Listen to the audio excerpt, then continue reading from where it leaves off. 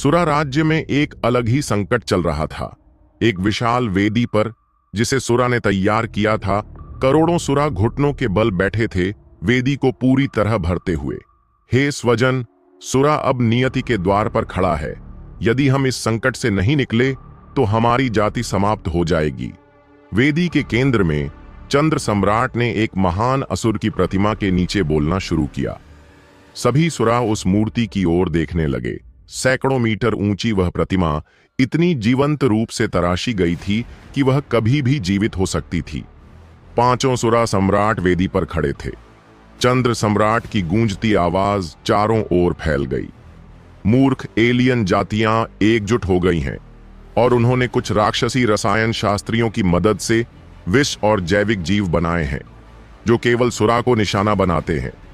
अपने अस्तित्व की रक्षा के लिए हमें इन मनुष्यों को नष्ट करना ही होगा। यह एक धर्म युद्ध है, सुरा बनाम मानव और उनके साथी। आकाश सम्राट बोले, अब हमारी सीमाओं पर आक्रमण हो रहा है। हम बार बार पीछे हट रहे हैं। हमारे पास इन जहरीली तकनीकों से लड़ने का कोई साधन नहीं है। हमें आपकी शक्ति चाहिए, हमें असुरों की शक्ति चाहिए। सूर्य सम्राट ने उत्साह से कहा, स्वजनों, अब समय आ गया है कि हम उन असुरों को जगाएं जो हजारों वर्षों से निद्रा में हैं। हमें आपके हृदय और स्वर की जरूरत है ताकि हम इस प्राचीन अनुष्ठान को पूरा कर सकें। भीड़ में मौजूद अधिकांश सुरा बेहद उत्साहित थे कि वे अपने देवताओं से मिलने वाले थे। कुछ ही समझ पाए कि उनकी नियति क्या थी। अगले क्षण सूर्य सम्राट ने अपनी हथेली में एक छोटा सूर्य उठाया। चंद्र सम्राट के पीछे एक काली चंद्रमा की छाया प्रकट हुई। आकाश सम्राट के चारों ओर की जगह टूटने लगी। समुद्र सम्राट के पीछे एक सागर की लहर गड़गड़ाने लगी। पर्वत सम्राट के पैरों के नीचे की जमीन फटने लगी। पांचों सम्राट एक साथ सक्रिय हुए। सूर्य विस्फोटित हुआ और लपटों ने जमीन को जला डाला। चंद्र सम्राट की शक्ति आगे बढ़ी और हर वस्तु को क्षरित करने लगी। बलिदान चरम पर पहुंच गया और वेदी पर मौजूद 100 मिलियन सोरा मारे गए, बिना ये जाने कि हुआ क्या। रक्त की नदियां वेदी से बह निकलीं। उनके शवों से रक्तमय प्रकाश निकला और वो प्रतिमा में समाहित होने लगा। प्रतिमा कांपी, उसकी सतह में दरारें पड़ गईं। एक रक्त लाल प्रकाश स्तंभ आकाश तक उठ गया। एक प्राचीन आभा चारों ओर फैल गई। पांचों सम्राट एक एक घुटनों पर झुक गए। हम असुर आपके जागरण का स्वागत करते हैं। प्रतिमा का सतही आवरण गिरा और भीतर से एक जीवित असुर प्रकट हुआ, एक सच्चा असुर। उसकी ऊर्जा की लहर से सम्राट तक कांप उठे। पूरी सुरा दुनिया थरथरा उठी। असुर ने अपनी आंखें खोलीं। उसने पांचों सम्राटों की ओर देखा और वे उसकी आभा में डूब गए। उनके रक्त में उबाल आ गया। कितने वर्षों हो गए? असुर ने स्वयं से पूछा। उसकी आवाज ने आकाश और पृथ्वी हिला दिए। जैसे उसने कुछ महसूस किया हो, उसने सिर उठाया। आसपास की विकृतियों से स्पष्ट था कि इस संसार की वर्ल्ड विल उसे निष्कासित करने की कोशिश कर रही थी। असुर ने क्रोधित होकर गरज लगाई, दूर हो जा। विश्व की इच्छा उसी क्षण शांत हो गई। असुर ने भौहें चढ़ाई। किस कारण से तुमने मुझे जगा दिया? क्या सुरा जाति विनाश के निकट है? यह प्रश्न पूछने तक किसी भी सम्राट की बोलने की हिम्मत नहीं हुई थी।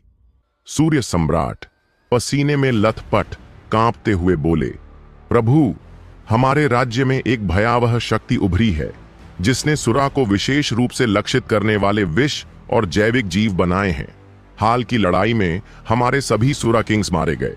अब केवल हम 5 सम्राट ही बचे हैं। हमारी जाति अभूतपूर्व संकट का सामना कर रही है। सूर्य सम्राट कुछ बोलने ही वाला था कि असुर ने सब कुछ समझ लिया। तुम सब निकम्मे हो। असुर की आवाज के साथ ही एक ऐसा दबाव फैल गया मानो कोई पहाड़ पांचों सम्राट एलियन की पीठ पर आकर बैठ गया हो। वे सभी खून उगलने लगे। अगर तुम लोग अपनी ही जमीन नहीं बचा सकते तो तुम्हें जिंदा रखने का क्या फायदा? नहीं, कृपा करें प्रभु, हमने पूरी कोशिश की है, लेकिन हमारे दुश्मन बड़े ही धूर्त और कपटी हैं। पांचों सम्राट गिड़गिड़ाते हुए अपने प्राणों की भीख मांगने लगे। असुर ने कोई जवाब नहीं दिया। उसने बस अपनी उंगलियां चटकाईं और पांचों सम्राट एलियन का शरीर एक झटके में टुकड़ों में बंट गया। वे चिल्ला भी नहीं पाए कि असुर ने एक कदम बढ़ाया और अंतरिक्ष की सीमाएं चीरता हुआ सीधे रेणुका नगर के ऊपर प्रकट हो गया।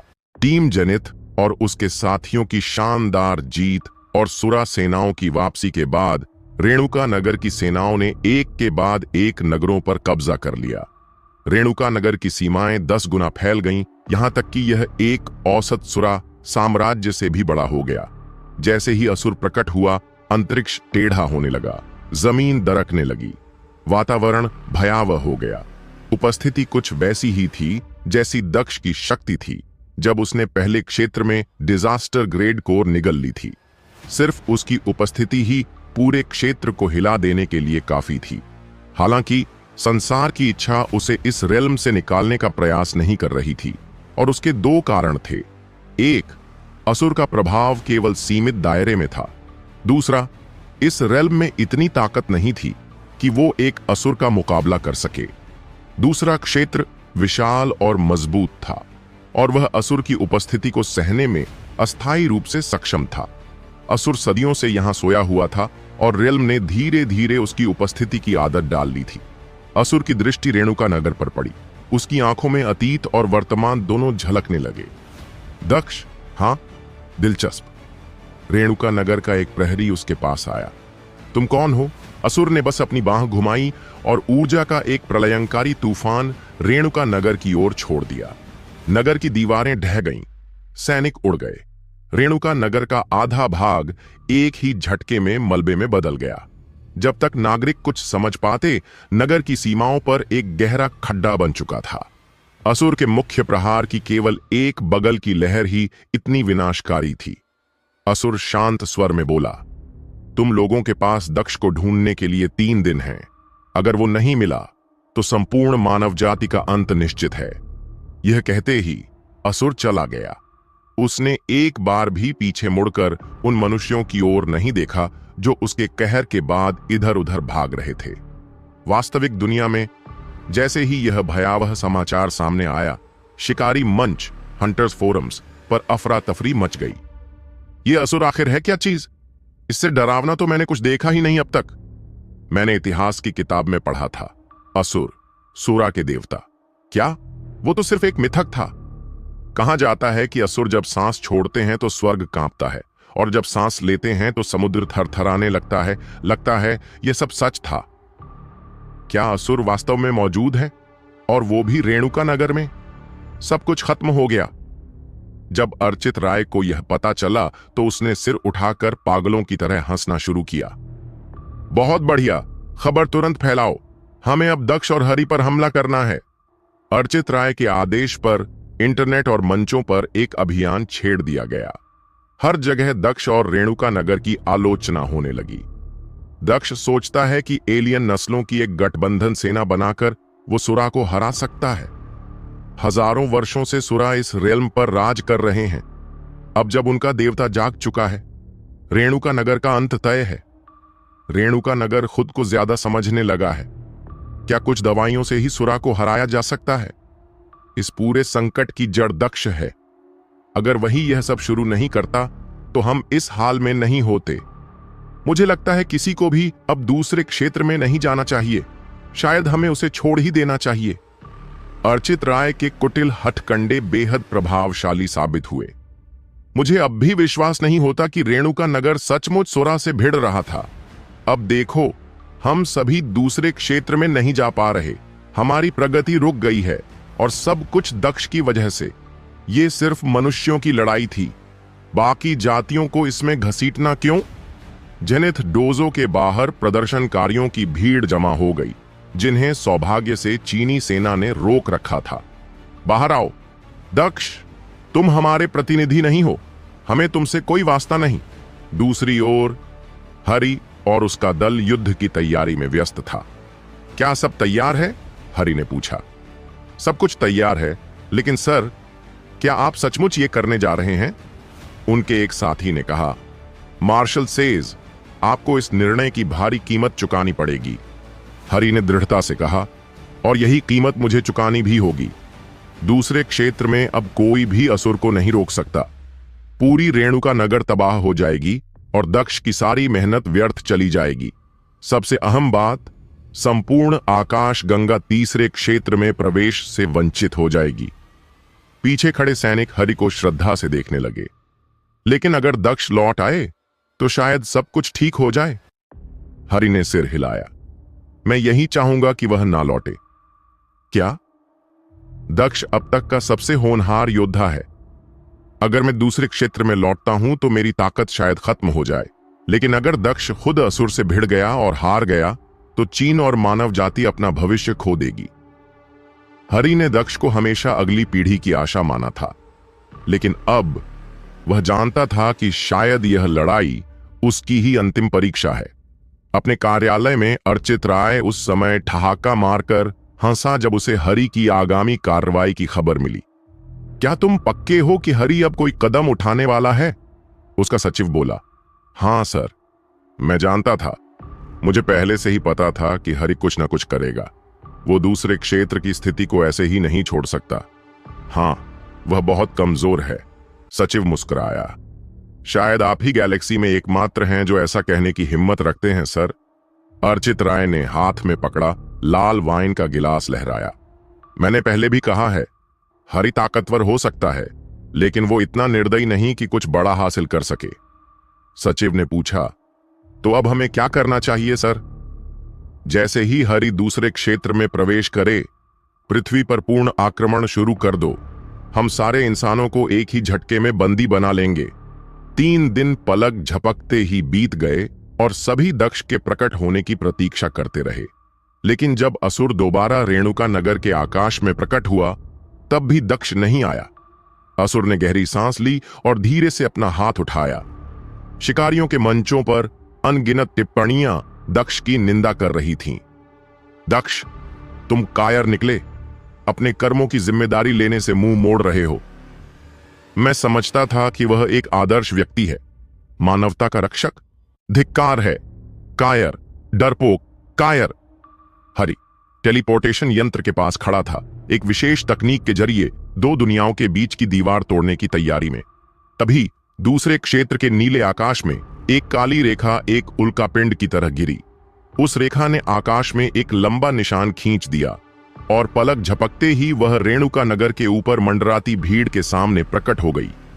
काली रेखा सीधा असुर से टकराई, जिससे वहां खड़े 5 सम्राट एलियन हक्के बक्के रह गए। वे कुछ समझ पाते उससे पहले ही असुर धरती पर जा गिरा। हवा में एक व्यक्ति खड़ा था। उसके शरीर से निकलती जेनेटिक एनर्जी सूरज से भी अधिक प्रचंड लग रही थी। मेरी अनुपस्थिति में तुम सबने बहुत मेहनत की है। यहां तक कि टीम जेनिथ के सदस्य भी उस आदमी को देखकर चकित रह गए। तुम दक्ष हो? अब का दक्ष पहले की तुलना में अधिक तेजस्वी लग रहा था और उसके ऑरा में एक गहराई और व्यापकता आ गई थी। उसमें अब सूर्य जैसी प्रखरता थी। अब मैं वापस आ गया हूं, सब मुझे सौंप दो। दक्ष ने रेणुका नगर की ओर हाथ बढ़ाया और उसके जल तत्व से युक्त जेनेटिक एनर्जी ने पूरे नगर की रक्त रंजित आग को बुझा दिया। यामिनी उसे देखती रह गई। इतनी विशाल जेनेटिक एनर्जी से दक्ष ने पूरे नगर को अपने तत्व से ढक दिया। कोई साधारण काम नहीं था यह। उसका चेहरा शांत और निश्चल था, जैसे उसने कोई मामूली काम कर दिया हो। उसकी शक्ति इतनी थी कि वो हवा में महासागर तक रच सकता था। तुम ही हो रेणुका नगर के गवर्नर दक्ष, सूर्य सम्राट चिल्लाया। दफा हो जाओ। दक्ष की आंखें क्रोध से जल उठीं। किसी ने नहीं देखा कि उसने कब वार किया, पर अगले पल 5 सम्राट एलियन के नाक कान से खून बह रहा था। धूल का एक गुब्बार उठा और असुर बिना किसी चोट के बाहर निकल आया। हां, मजेदार। मैंने नहीं सोचा था कि कोई मेरी ताकत के बराबर पहुंच सकता है। तुम ही हो दक्ष और तुम असुर। चलो, अच्छा हुआ मुझे तुम्हें ढूंढने की मेहनत नहीं करनी पड़ी। दक्ष ने उस 3 सिरों और 6 भुजाओं वाले राक्षसी रूप को देखा, जिसकी ओरा ने यह स्पष्ट कर दिया कि वह डिजास्टर ग्रेड से भी ऊपर था। उसके कोहनी से कांटे उगाए। ओह, यह तो जानना दिलचस्प होगा तुम मुझे क्यों ढूंढ रहे थे। मुझे एक असुरस थॉर्न चाहिए। अब बातें बहुत हो गईं। Fists of the silent sea, quake. Daksh ने पहल की। एक बिजली की तेजी वाली मुक्के से असुर पर वार किया। नीचे जल की धाराएं उठीं। भयावह जेनेटिक एनर्जी की लहर ने 5 सम्राटों को दूर उड़ा दिया। ओह, लगता है तुम मुझे कम आंक रहे हो। असुर ने भी अपनी पूरी ताकत दिखाई। चारों ओर की जगह विकृत हो गई, जमीन फट गई और विशाल शिलाएं हवा में उठ गईं। उसके पीछे एक सागर खून का भ्रम उत्पन्न हुआ जो पूरे क्षेत्र की नींव को खा रहा था। दक्ष और असुर की टक्कर इतनी तेज थी कि दर्शकों को बस उनकी आफ्टर इमेजेस ही दिख रही थीं। जहां वे टकराते, वहां की स्पेस शीशे की तरह चकनाचूर हो जाती। रेणुका नगर के चारों ओर तूफान उठ गया, जैसे दो महाशक्तियों की लड़ाई ने पूरी दुनिया को तबाह कर डाला हो। पांचों सम्राट एलियन मान चुके थे कि यदि वे इस लड़ाई में होते तो एक पल में ही हार जाते। दक्ष ने यह समझा कि अगर युद्ध रेणुका नगर के पास चला तो नगर नष्ट हो जाएगा, इसलिए वह असुर को दूर खींचने लगा। असुर ने चाल समझी, लेकिन उसने भी तुरंत उसका पीछा किया। हवा में भयंकर युद्ध शुरू हुआ। मुक्के, लात, पंजे और हथियारों की भयंकर टक्कर हुई। दर्शक कांप उठे। कमजोर लोग इस युद्ध के प्रभाव से उड़ने लगे। उनके चारों ओर की जगह फट गई थी। वॉइड और बाह्य अंतरिक्ष का प्रभाव वहां दिखने लगा। असुर बोला, यह दुनिया हमारे लिए बहुत कमजोर है। तुम्हारा इस स्तर तक पहुंच पाना वाकई प्रशंसनीय है। सही कहा, मुझे भी ऐसा ही लगता है। अब सूरज की रोशनी भी दक्ष की चमक के सामने फीकी लगने लगी और रेल्म की स्थिरता टूटने लगी। इस समय तक दक्ष ने अपने सभी डिजास्टर जीन फ्रैगमेंट्स को पूर्ण कर लिया था और अब वह स्वयं एक डिजास्टर ग्रेड जीवन रूप बन चुका था। असुर ने एक शैतानी मुस्कान दी। उत्कृष्ट। जैसे ही वे रेणुका नगर की सीमाओं से बाहर निकले, दक्ष ने अपनी पूरी शक्ति इकट्ठा की। फिस्ट्स ऑफ द साइलेंट सी। सोर। एक विशाल जेनेटिक एनर्जी की लहर उठी और असुर को निगल गई। जैसे ही उसने अपनी दोनों मुट्ठियां तानी, असुर ने अपने चारों ओर दो ज्वालामुखी पर्वतों को बुलाया जो दक्ष की जेनेटिक ऊर्जा के प्रहार का जवाब देने लगे। कोई भी पीछे नहीं हटा। स्थान तेजी से सड़ने और टूटने लगा। Fists of the silent sea fade. Daksh ने एक और वार किया। उसकी जेनेटिक ऊर्जा एक भयावह ड्रैगन में बदल गई जो दबदबे के साथ असुर की ओर झपटा। असुर ने अपनी 6 भुजाओं से मुक्का मारा और रक्त का सागर उस ड्रैगन को निगलने चला। दक्ष का शरीर चमका और उसने अपनी 2 तलवारें बुला लीं जिनसे उसने रक्त सागर का सामना किया।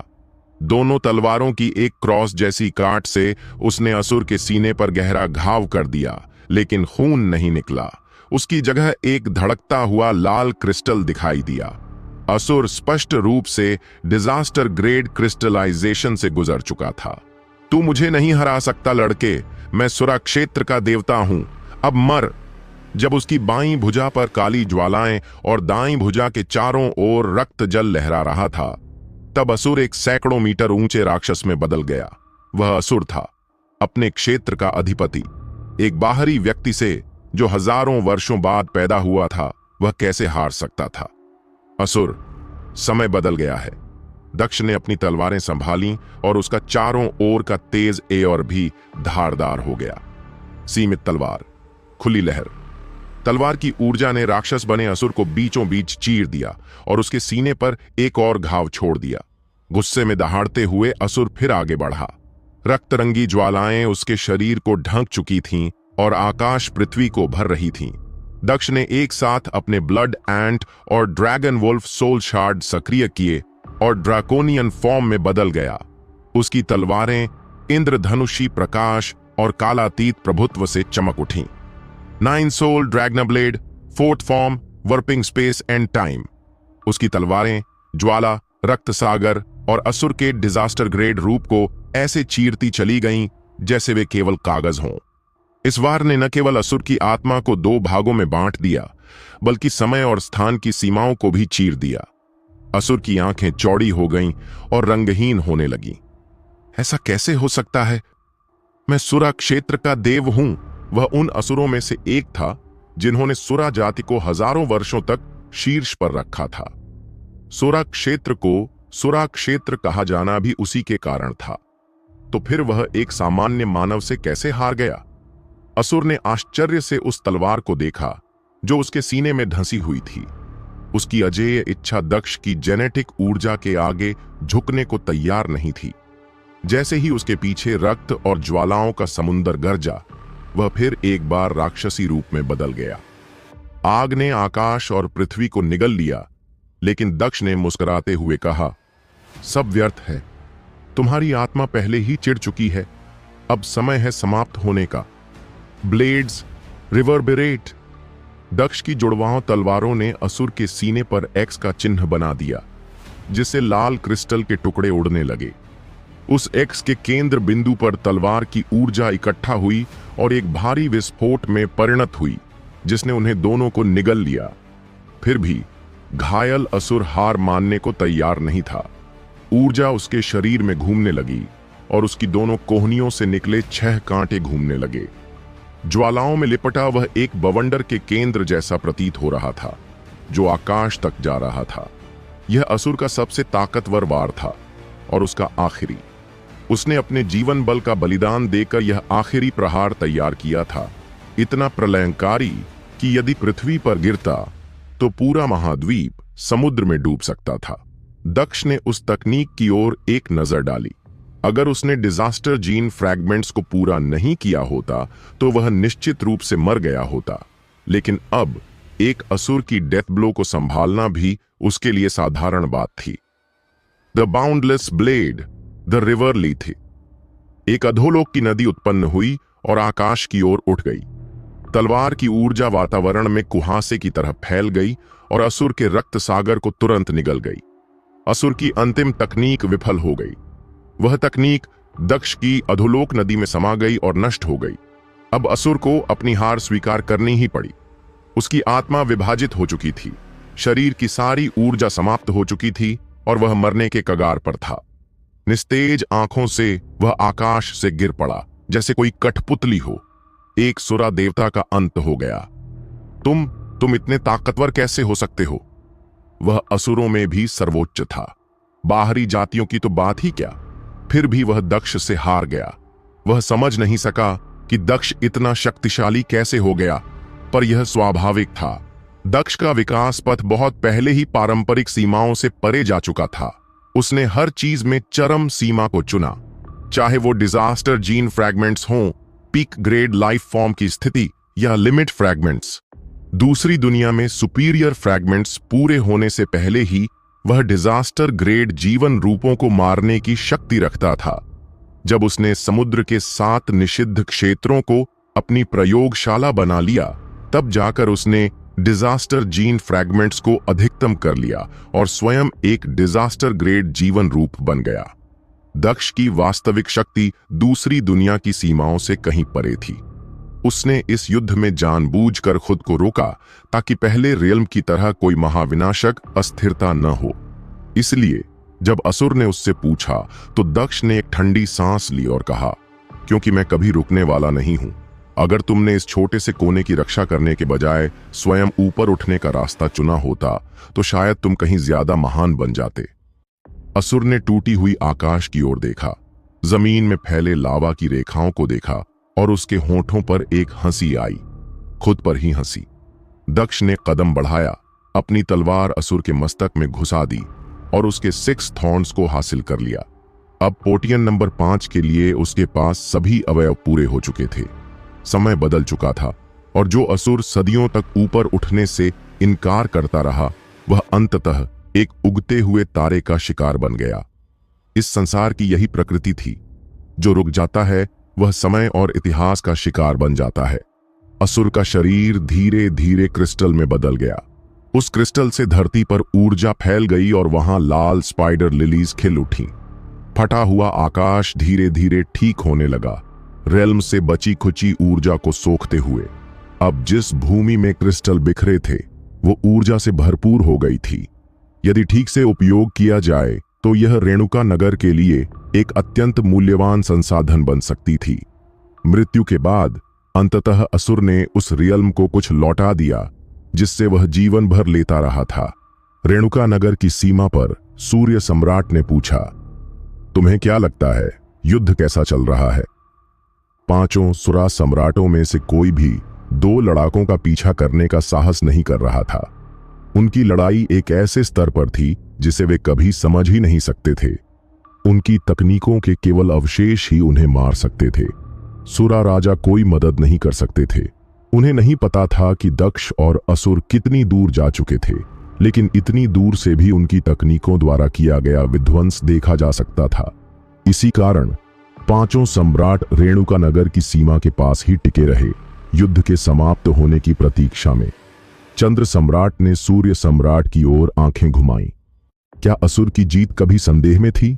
हमारा देवता किसी सामान्य मानव से कैसे हार सकता है?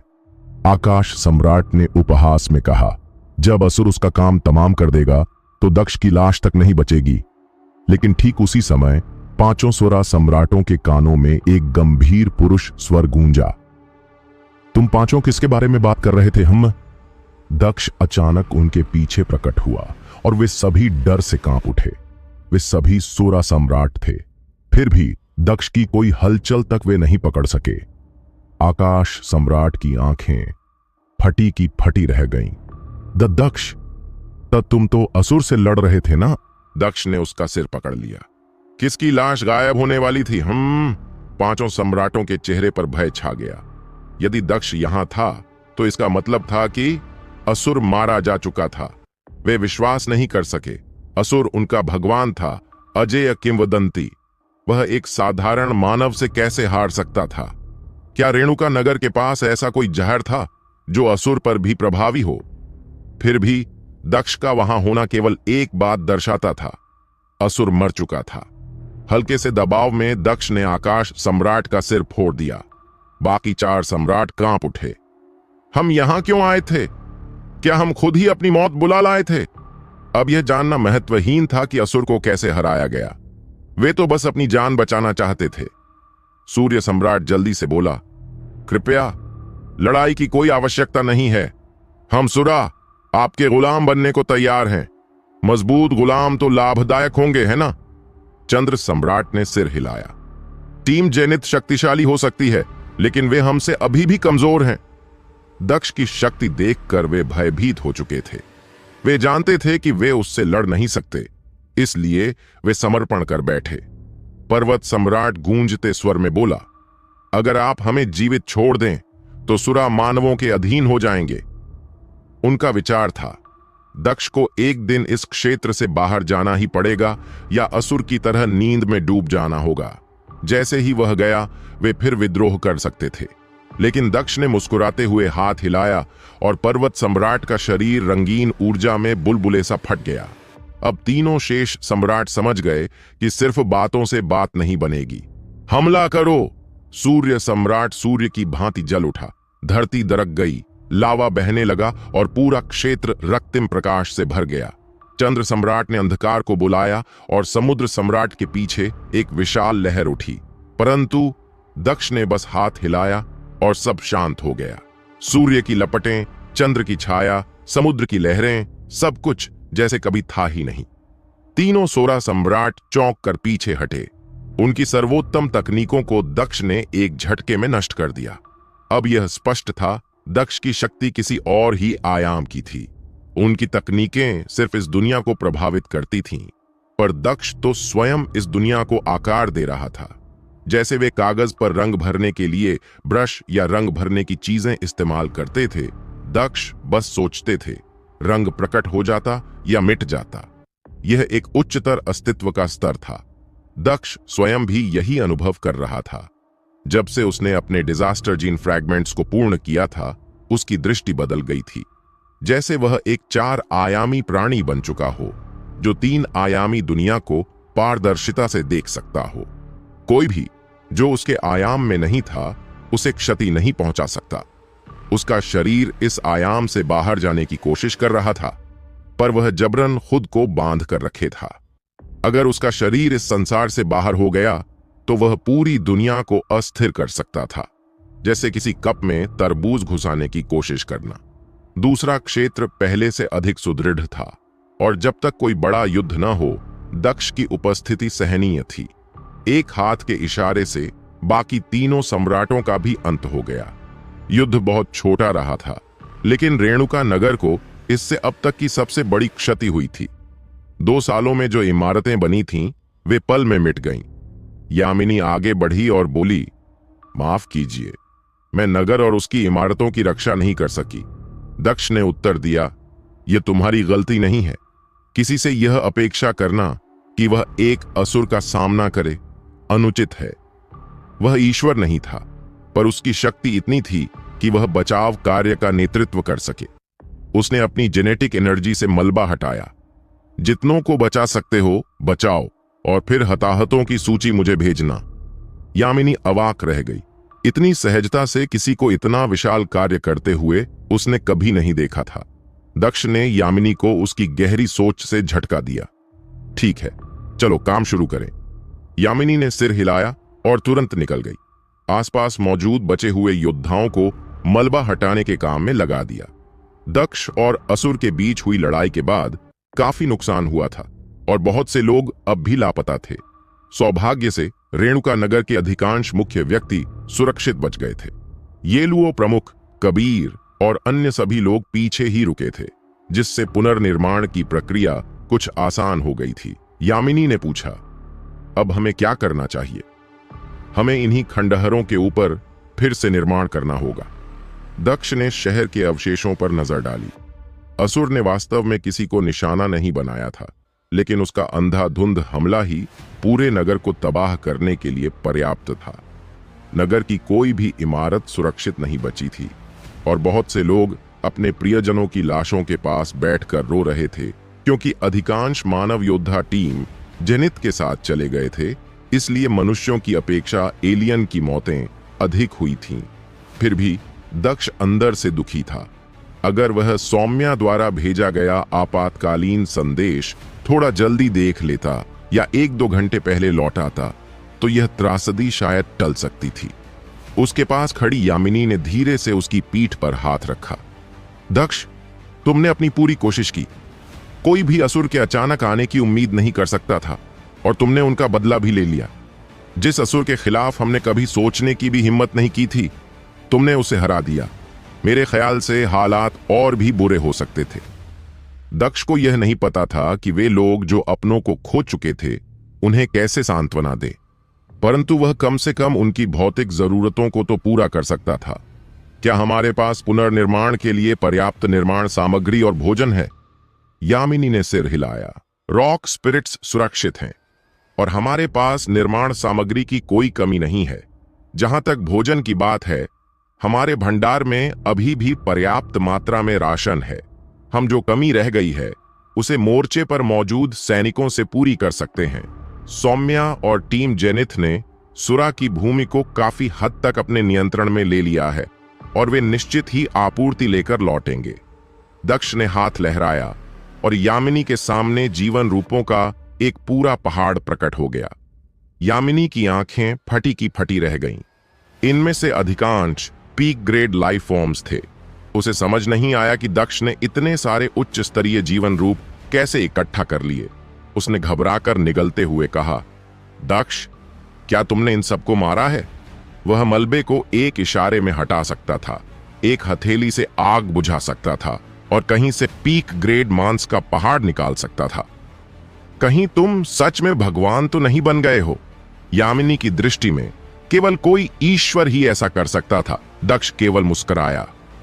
क्या यह पर्याप्त है? अगर नहीं तो मेरे पास और भी मांस है। यामिनी की आंखें और भी चौड़ी हो गईं। उसने बात को आगे बढ़ाया, दक्ष, क्या तुम सच में भगवान बन चुके हो? दक्ष ने कंधे उचका दिए। नहीं, इस ब्रह्मांड में देवता जैसी कोई चीज नहीं है। जिन्हें हम देवता कहते हैं वे बस कुछ ज्यादा शक्तिशाली शिकारी या योद्धा होते हैं। मैं भगवान नहीं हूं, बस थोड़ा ज्यादा ताकतवर हूं। जब तुम मेरे स्तर पर पहुंचोगी तो समझोगी कि ये सारे चमत्कार वैसे चमत्कारी नहीं हैं जैसे दिखते हैं। समुद्र की यात्रा के दौरान दक्ष ने न केवल अपने डिजास्टर जीन फ्रैगमेंट्स को पूरी तरह से भर लिया था, बल्कि उसने ऐसे दुर्लभ और अमूल्य औषधीय पौधे भी खोजे थे जो पहले कभी नहीं पाए गए थे। अब जबकि उसके पास खुद का पीक ग्रेड फार्म था, वह अपने वर्लपूल टायरेंट के एक्स्ट्रा डिमेंशनल स्पेस से जब चाहे उतने पीक ग्रेड लाइफ फॉर्म्स प्राप्त कर सकता था। ध्यान रहे कि तुम्हारा कल्टीवेशन पीछे न छूटे, समझी? जी दक्ष। कुछ जिम्मेदारियां यामिनी को सौंपकर दक्ष वहां से चला गया। पुनर्निर्माण में उसकी विशेष भूमिका नहीं थी और उसे कुछ अहम कार्य खुद करने थे। उसका अगला लक्ष्य था पोषण नंबर 4 बनाना, जिससे वह अपनी पीक जीन कैपेसिटी को और बढ़ा सके। हालांकि उससे पहले वह टीम जेनिथ की स्थिति का जायजा लेना चाहता था। जैसा कि यामिनी ने बताया था, टीम जेनिथ बहुत अच्छा प्रदर्शन कर रही थी और दक्ष की वापसी को लेकर वे बेहद उत्साहित थे। रेणुका नगर की विभिन्न एलियन जातियां और सेनाएं सुरा के एक के बाद एक नगर पर कब्जा कर रही थीं, लेकिन उन्हें सुरा सम्राटों का डर सता रहा था। जैसे ही दक्ष ने उन्हें बताया कि उसने बाकी सम्राटों को भी समाप्त कर दिया है, टीम जेनिथ के सभी सदस्य उत्साह से भर उठे। अब उनके सामने कोई खतरा नहीं था। वे पूरा सुरा क्षेत्र अपने अधिकार में ले सकते थे। सभी चीजें व्यवस्थित हो जाने के बाद दक्ष एक शांत और सुरक्षित स्थान पर गया और पोषण नंबर 4 का निर्माण शुरू किया। उसने दूसरे क्षेत्र में अपनी यात्राओं के दौरान इकट्ठा की गई सभी औषधियों और फलों को निकाला। एक हरि की निजी तिजोरी से मिला था, एक शत्रुवंशी राज्य से मिला था, एक और फल वायु से आशीषित था जिसे उसने वानरेन पर्वत में क्रैग ईगल्स की सहायता करने के बाद प्राप्त किया। ये सभी जड़ी बूटियां बहुत मूल्यवान थीं और वे उसकी इस रेल्म में की गई यात्रा की कहानी कहती थीं। सबसे अहम और दुर्लभ सामग्री थी आसुरास थॉर्न। बाकी सामग्रियां चाहे जितनी भी दुर्लभ हों, फिर भी बड़ी मेहनत से उन्हें दोबारा पाया जा सकता था, लेकिन आसुरा थॉर्न जैसी चीजें शायद ही दोबारा मिलें। पूरे दूसरे रेल्म में उसे केवल 6 ऐसे कांटे मिले थे। जब तक कोई वैकल्पिक सामग्री न मिल जाए, उसे इन कांटों को अत्यंत सावधानी से इस्तेमाल करना होगा। शायद वह इस रेल्म में 6 से अधिक ऐसी औषधियां कभी न बना सके। जहां तक उसे पता था, केवल एक असुर ही इस रेल्म में था और उसे भी वह पहले ही शिकार बना चुका था। 4 फलों ने इस पोषण का आधार बनाया। पृथ्वी, जल, वायु और अग्नि एल्केमी के 4 मूल तत्व। पोषण नंबर 4 को पूरा करने की प्रक्रिया पर दक्ष ने तब से विचार करना शुरू कर दिया था जब वह दूसरे रेल्म में आया था। जितनी ऊंची ग्रेड की यह औषधि थी, उतनी ही कठिन थी उसकी प्रक्रिया। उसकी तैयारी इतनी जटिल थी कि कोई साधारण शिकारी उसकी कल्पना भी नहीं कर सकता। इसके अलावा उसके पास पोषण नंबर 4 की पूरी जानकारी नहीं थी, इसलिए उसे जितनी जानकारी थी उसी के आधार पर उसे नए सिरे से समझना और परखना पड़ा। भले ही वह हर कदम पूरी तरह से सही करे, फिर भी उसे नहीं पता था कि उसका प्रयास सफल होगा या नहीं, but he would surely try his very best. Daksh ने ध्यानपूर्वक सारी सामग्रियां निकाली, आधे घंटे तक ध्यान किया और फिर औषधि निर्माण की प्रक्रिया शुरू की। दक्ष को पोषण नंबर 4 तैयार करने में लगभग आधा महीना लग गया। उसने हर एक घटक को बेहद ध्यान और सावधानी से संभाला और एक बार घोर असफलता का सामना करने के बाद वह अंततः सफलता की सांस लेते हुए पोषण नंबर 4 बना पाया। जैसे ही उसने अपने हाथ में इंद्रधनुषी रंग की औषधि को देखा, उसके दिल पर से एक बोझ हट गया। यह उससे अपेक्षित से अधिक समय ले गया, लेकिन आखिरकार वह सफल हुआ। उसने औषधि को एक ही घूंट में पी लिया। पहले 3 पोषन्स के विपरीत पोषण नंबर 4 का कोई स्वाद नहीं था। यह ऐसे बह रहा था जैसे वह बादल निगल रहा हो, लेकिन शरीर ने तत्काल प्रतिक्रिया दी। सिर से पांव तक उसकी देह में जैसे आग लग गई हो, जैसे उसने खुद को मिर्चियों से भरे टब में डुबो दिया हो। दक्ष को साफ महसूस हुआ कि इस औषधि के प्रभाव से उसकी त्वचा के रोम छिद्रों से जैसे आग निकल रही हो।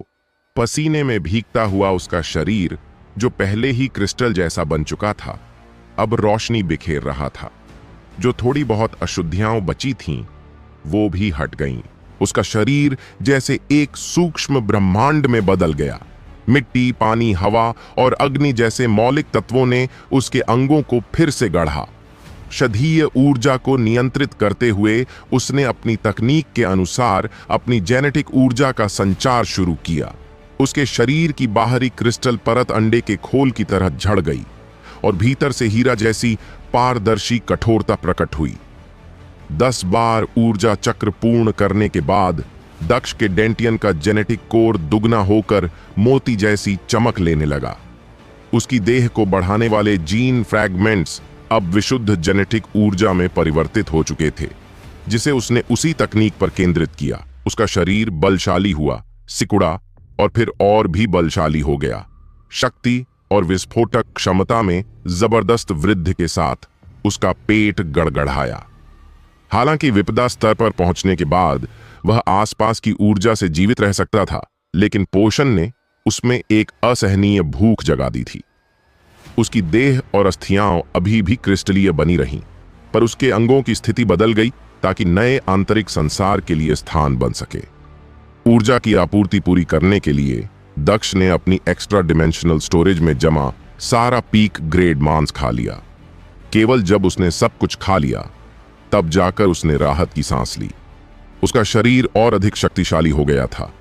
अब वह अपनी पूर्व शक्ति से दोगुनी ताकत से प्रहार कर सकता था।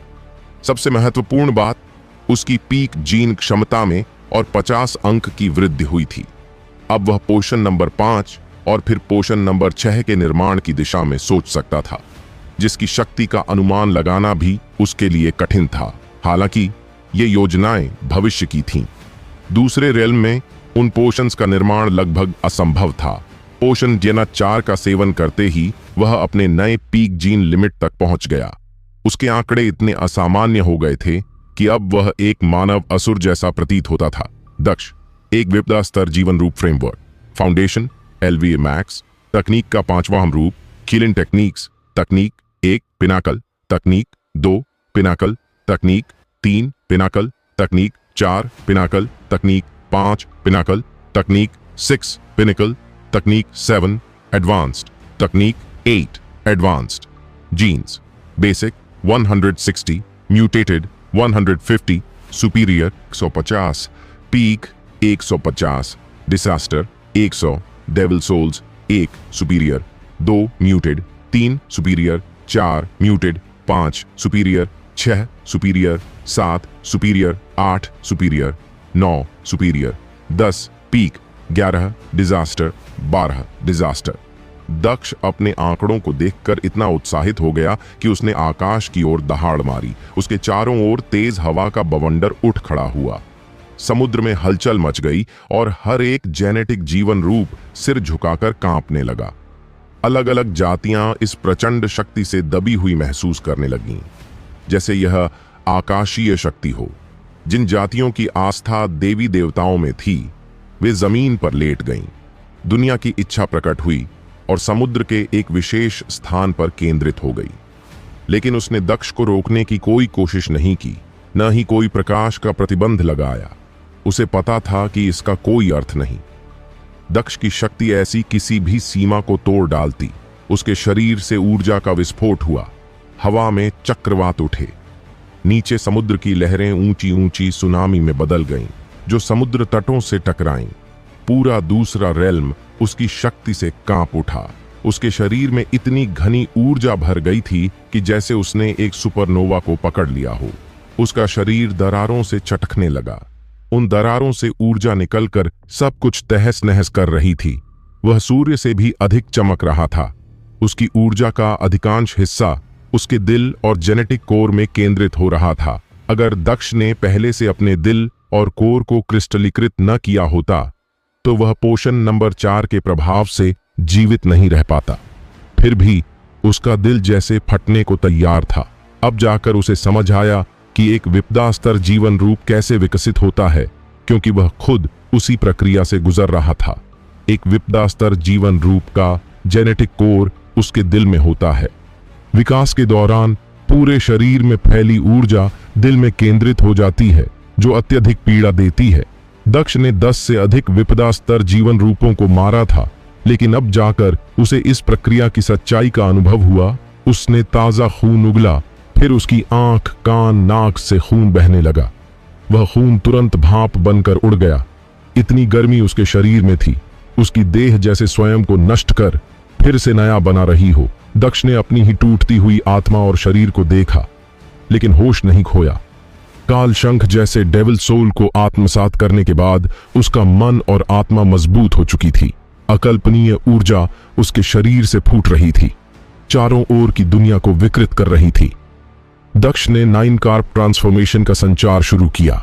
ऊर्जा से भरपूर प्रत्येक चक्र केवल आधे मिनट में पूरा हो रहा था। एक अविश्वसनीय और पहले अकल्पनीय गति। उसके शरीर में जेनेटिक ऊर्जा का प्रवाह इतना तेज हो गया कि वह निरंतर चक्र में परिवर्तित हो गया, जिसकी गति को दक्ष स्वयं भी नहीं महसूस कर पा रहा था। उसके द्वारा अपने फ्रेमवर्क में जेनेटिक ऊर्जा के संचार ने आसपास की हर्बल ऊर्जा को भी एक विशेष प्रवाह में बहने पर मजबूर किया, जिससे उसकी वृद्धि की गति और बढ़ गई।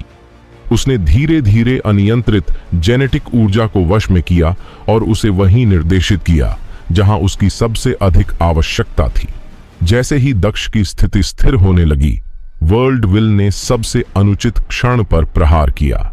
Energy has exceeded maximum threshold, activating third realm transferal routine. एक जानी पहचानी आवाज उसके मस्तिष्क में गूंजी। Energy has exceeded maximum threshold, activating third realm transferal routine. Energy has. चेतावनी 3 बार गूंजी और उसके पहले कि दक्ष कुछ कर पाता, 7 रंगों वाला एक प्रकाश स्तंभ आकाश से उसके ऊपर गिरा और उसे एक विशाल कोकून में बदल दिया। जैसे ही रियल्म की रिफाइनमेंट एनर्जी ने उसे घेर लिया, जो डिसास्टर ग्रेड एनर्जी पहले काबू में थी, वह फिर से बेकाबू हो गई और उसके शरीर पर पूरी ताकत से हमला करने लगी। यह परिशोधन प्रक्रिया वैसी ही थी जैसी पहले और दूसरे रियल्म्स के बीच होती है और तीसरे रियल्म की ओर अग्रसर होने के लिए एक आवश्यक चरण थी। यह रिफाइनमेंट एनर्जी उन जीन फ्रैगमेंट्स को पूरे शरीर में फैला देती है जो दूसरे रेल्म में इकट्ठा किए गए थे, जिससे शिकारी की मूलभूत जेनेटिक स्तर पर स्थिति को ऊपर उठाया जा सके। हर प्रमोशन रिफाइनमेंट प्रक्रिया के साथ आता है, पहले रेल्म में, दूसरे में और फिर तीसरे और उससे ऊपर के रेल्म्स में, और यही वरदान शिकारी को आगे बढ़ने के लिए प्रेरित करता है। दक्ष इसी प्रक्रिया से गुजर रहा था, लेकिन उसका मामला असाधारण था। उसे एक एक्स्ट्रा डायमेंशनल स्थान में जबरन भेजा गया था। यह प्रक्रिया उसे मार नहीं डालेगी, लेकिन हर्बल ऊर्जा के प्रहार उसे थोड़ी देर और सहने होंगे। पोषण नंबर 4 की हर्बल ऊर्जा और world will say I refinement energy 2 अलग अलग स्रोत थे। एक दक्ष के शरीर को पुनर्निर्मित कर रही थी और दूसरी उसमें समाहित होने की कोशिश कर रही थी। जहां ये दोनों शक्तियां टकरा रही थीं, वहां दक्ष का शरीर पीड़ित हो रहा था। जैसे कि शक्कर और सरसों दोनों स्वाद बढ़ा सकते हैं, पर एक साथ प्रयोग करने पर स्वाद बिगड़ जाता है। इन दोनों शक्तियों ने दक्ष के शरीर को युद्ध भूमि बना डाला। वह हैरान था कि वह अभी तक जीवित कैसे था। ये शक्तियां उसके शरीर पर जैसे क्रूर युद्ध कर रही थीं।